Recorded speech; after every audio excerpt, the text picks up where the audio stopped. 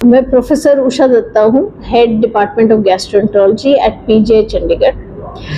हमारी पूरी team gall bladder cancer prevention पे काम कर रही है और पित्त की थैली की पथरी और कैंसर के रिलेशनशिप में काम कर रही है। पित्त की थैली में पथरी जब आ जाती है कभी भी दर्द कर सकती है। जब खाने के संतुलन और आंत की संतुलन में गड़बड़ होती है, पित्त की थैली में पथरियां जमने लगती है। ये शुरू में छोटे छोटे कंकड़ के तरह होते हैं और धीरे धीरे बढ़ के 1-2 सेंटीमीटर साइज में भी हो जाते हैं। जब ये पत्थर वहाँ बैठा रहता है और किसी ने खाने के बाद एकदम पित्त की थैली पिचकती है और ये पत्थर जाके फंसता है आंत में, जब पित्त के रास्ते में फंसता है तो एकदम दर्द कर सकता है। तो आमतौर पे ये वाली दर्द पेट के ऊपर के हिस्से में बीच में या दाएं तरफ होती है।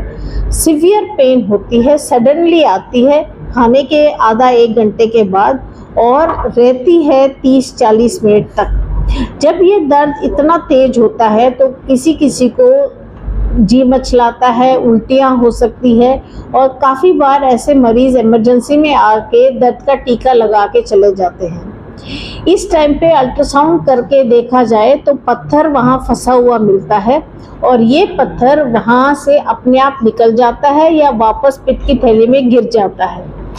फिर कभी भी ऐसा दर्द बार बार उठ सकता है।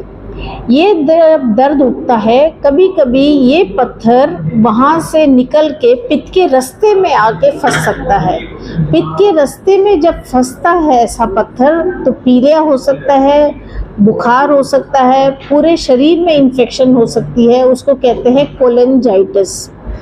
कभी कभी ये पत्थर छोटे कंकड़ के तरह नीचे पित्त के रास्ते में जब आता है तो पैनक्रियास को इरिटेट करके पैनक्रेटाइटिस कर सकता है। पैनक्रेटाइटिस काफ़ी जानलेवा बीमारी होती है जिसमें मरीज को हमें आईसीयू में कभी भर्ती करना पड़ जाता है और काफ़ी बार सीरियस हो जाता है मामला। ये पत्थर वहाँ से निकल भी जाए तो लेकिन पित्त की थैली जिनमें पत्थर है वो इतना अच्छा काम नहीं करती है। 100 में 50 लोगों में वो काम करना कम कर देती है। तो पित्त की थैली का मेन फंक्शन होता है जब हम खाना खाते हैं वो पित्त जो जिगर में बनती है इसमें स्टोर होती है और पित्त की थैली पिचक के हमें खाना खाने में मदद करती है, स्पेशली फैट को अब्जॉर्ब करने में।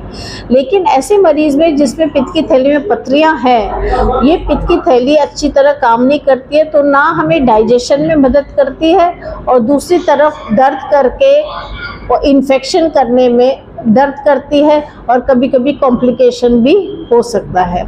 इसमें सबसे डरावना कॉम्प्लिकेशन है गॉल ब्लैडर कैंसर का, क्योंकि ये पत्थर वहाँ पड़ा 10 साल 20 साल पड़ा रहता है, वहाँ घिस के उसके साथ जो इन्फेक्शन होती है बैक्टीरियल बायोफिल्म्स बन जाते हैं वहाँ और ये वहाँ क्रॉनिक इन्फेक्शन इन्फ्लेमेशन करके कैंसर की शुरुआत कर देता है। तो ऐसा मरीज में जब कैंसर हो जाता है ये मरीजों में बहुत कम आयु मिलती है डायग्नोसिस होने के बाद। ये 2-3 महीने में इतना फैल जाता है कि ना ऑपरेशन करने लायक भी होता नहीं है काफ़ी बार।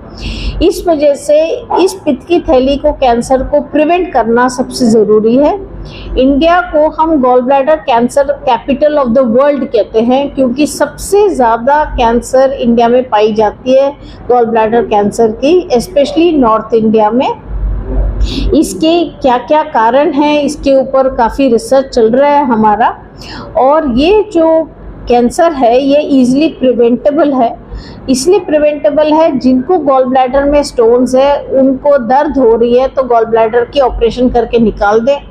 गॉल ब्लैडर में स्टोन है और दर्द नहीं हो रही है तो उनका साल में एक बार ज़रूर अल्ट्रासाउंड होना चाहिए ताकि गॉल ब्लैडर की वॉल में कोई अबनॉर्मैलिटी आने लग जाती है ताकि हम उसको इमीडिएटली पिकअप करके उसकी ऑपरेशन करवाएं। तीसरी बात ये हुई है पिछले 10-20 साल में गॉल ब्लैडर स्टोन्स की इंसिडेंस बढ़ती गई है। पहले 3-4% लोगों में होता है, अभी 8-10% लोगों में होने लगा है क्योंकि लाइफस्टाइल चेंज हो गई है, फैट डाइट में बढ़ गया है, एक्टिविटी बहुत कम हो गई है, सेडेंटरी लाइफस्टाइल हो गया है, तो इस वजह से पित्त की थैली में पथरी बढ़ रही है। दूसरी प्रॉब्लम जो हुई है कि ये वाला ऑपरेशन बहुत सिंपल है, लैप्रोस्कोपिक कोलिसिस्टेक्टमी कहते हैं। वो है पित्त की थैली को हम दूरबीन से ऑपरेशन करके निकाल देते हैं। वो 20-30 मिनट का ऑपरेशन होता है, लेकिन अच्छा तजुर्बे वाले सर्जन करे ताकि बाइल डक्ट को कोई हानि ना पहुंचे। तो ये ऑपरेशन हो जाता है तो पित्त की थैली बाहर आ जाती है, और पित्त की थैली बाहर आ भी जाए तो इससे मरीज को कोई नुकसान नहीं होता है, क्योंकि खाने का जो प्रक्रिया है, डाइजेशन का प्रक्रिया, लिवर और पित्त के रास्ता उसका काम करने लग जाते हैं, तो किसी को कोई खास हानि नहीं होता है पित्त की थैली को बाहर निकालने से।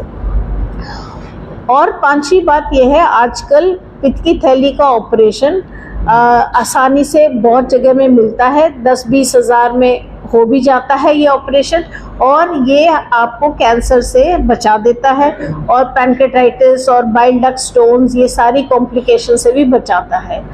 आप किसी अच्छे हॉस्पिटल के आसपास रहते हो, आप एकदम कभी भी कहीं जा सकते हो अपने इलाज के लिए, तो ठीक है कि आपने ऑपरेशन नहीं करवाया, रेगुलर फॉलोअप किया।